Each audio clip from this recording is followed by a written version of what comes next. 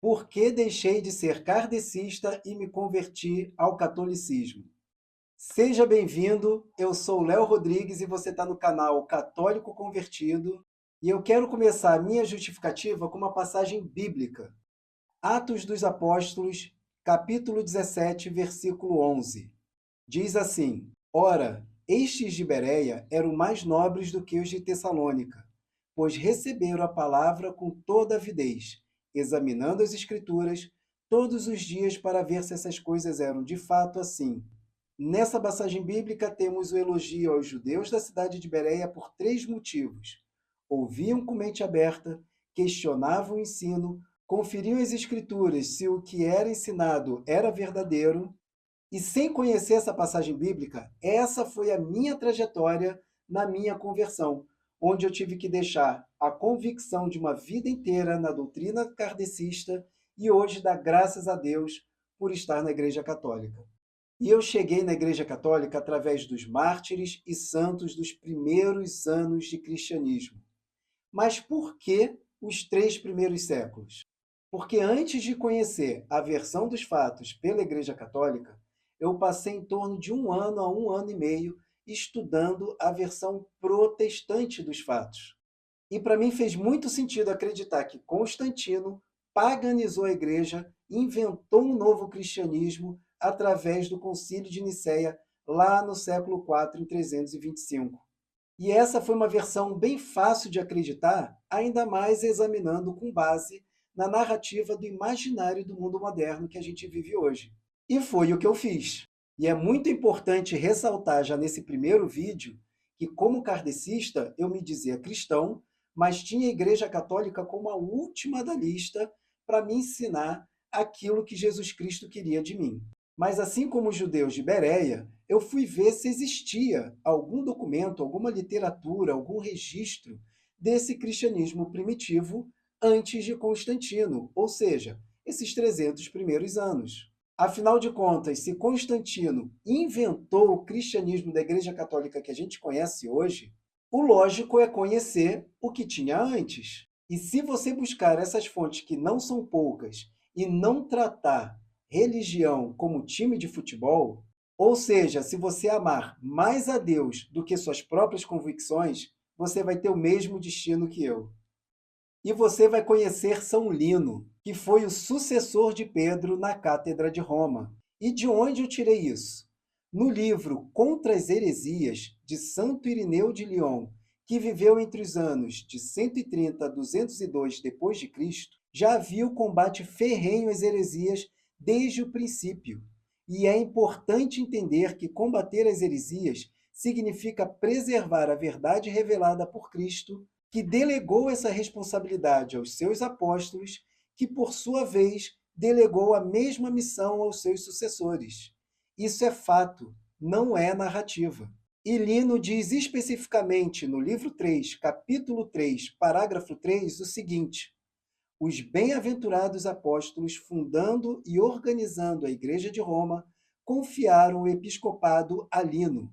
A este sucede Anacleto, depois dele Clemente, e assim por diante. Esse registro se deu em torno do ano de 180 depois de Cristo. Constantino estava longe de nascer.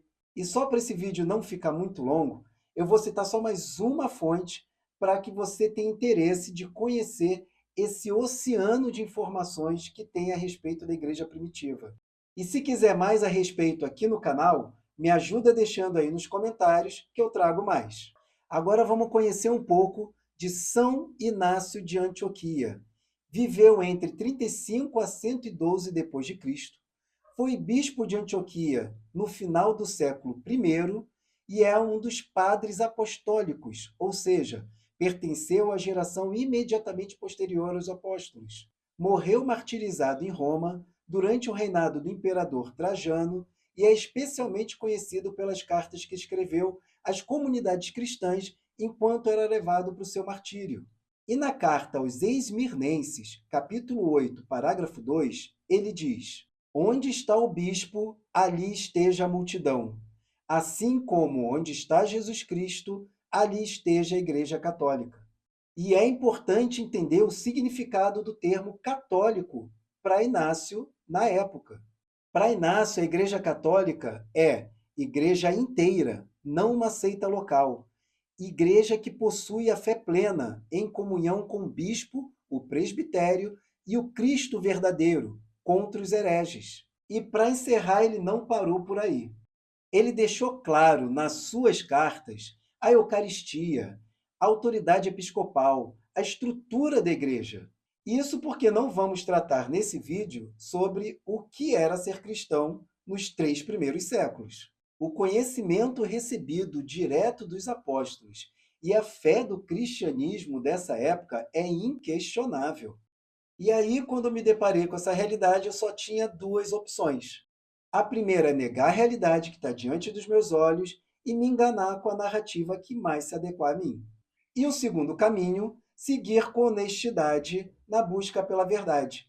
E quando eu uso a palavra verdade, eu estou falando de Jesus Cristo. Porque em João, capítulo 18, versículo 6, Cristo diz: Eu sou o caminho, a verdade e a vida. Graças a Deus eu escolhi a segunda opção e continuei pesquisando sobre a igreja primitiva. E se você fizer o mesmo, você não vai ter opção. Você vai ver explicitamente que Jesus Cristo é o fundador da Igreja Católica Apostólica, com os sacramentos, os ritos litúrgicos e etc. Não houve invenção. Já na Bíblia, vemos que o entendimento da mensagem de Cristo, a revelação, foi gradativa entre os apóstolos, e assim continua sendo até hoje na Igreja por mais de 2000 anos. E por que acredito tanto na fé dos primeiros cristãos? Ainda no século II, Tertuliano, um escritor eclesiástico, disse: o sangue dos mártires é a semente da Igreja.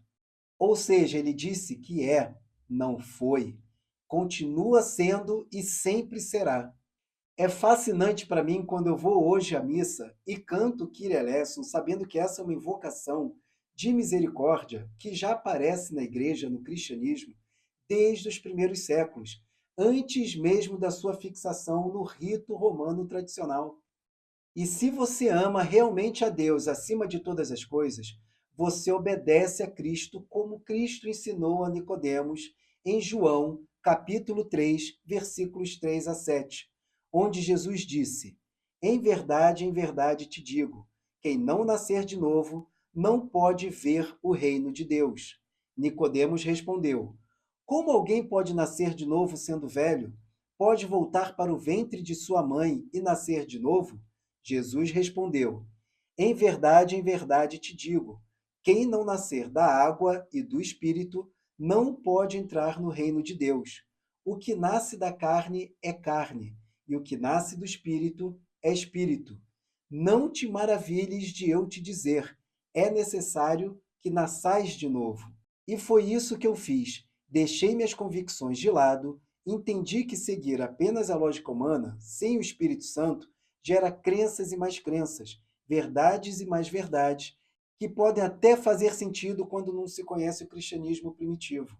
E por isso, hoje, temos mais de 30 mil denominações protestantes e muitos outros que creem seguir a Cristo e amar a Cristo, e por isso que hoje, só em denominações protestantes são mais de 30 mil, além do kardecismo e tantas outras seitas que se dizem cristãos, como eu passei minha vida inteira acreditando ser, e hoje eu sei que eu não sabia o que ele queria de mim, eu não o conhecia. E agora sim, para encerrar, citando Santo Agostinho, século V, ele diz: ninguém ama aquilo que ignora. Ou seja, não se pode amar aquilo que não se conhece. Conhece-se plenamente a Deus e então ama-se plenamente Deus. E hoje eu sei que eu estou conhecendo verdadeiramente a Deus através da revelação preservada exclusivamente e plenamente na Igreja Católica Apostólica Romana. Vou encerrar esse primeiro vídeo por aqui. Te convido a se inscrever no canal, ativar o sininho, deixar o seu like e deixa aqui nos comentários o que você achou de tudo isso. Me diz aí, como você chegou na Igreja Católica? Ou você hoje é ateu, agnóstico, kardecista, desigrejado? Vamos continuar aqui embaixo nos comentários esse bate-papo honesto e sincero para enriquecer esse conteúdo e que Nossa Senhora interceda por nós e nos conduza a Jesus Cristo, que é a vida eterna. Em nome do Pai, do Filho, do Espírito Santo. Amém.